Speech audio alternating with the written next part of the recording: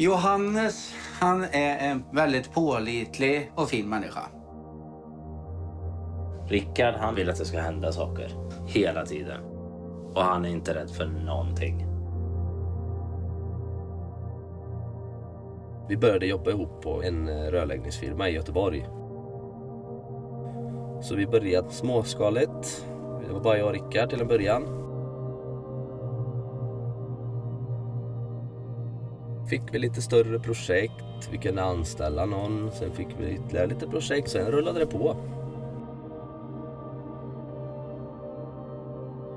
Jag är lite gammalmodig med förbränningsmotorer. Och Johannes har alltid varit en mer tekniknörd.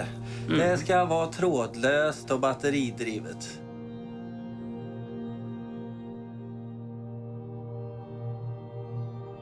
Framtiden, det är ju batteridrivet, garanterat. Så länge det är handhållet så tror jag allt kommer vara batteridrivet.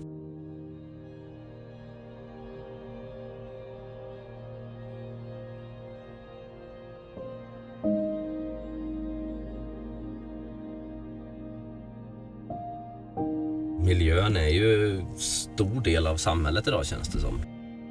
Fler och fler tänker på det och jag märker ju barnen i skolan, de pratar ju mycket om miljö. Så jag tror att när våra barn är stora så kommer deras tänk om miljö att vara mer utvecklat än vad det är idag.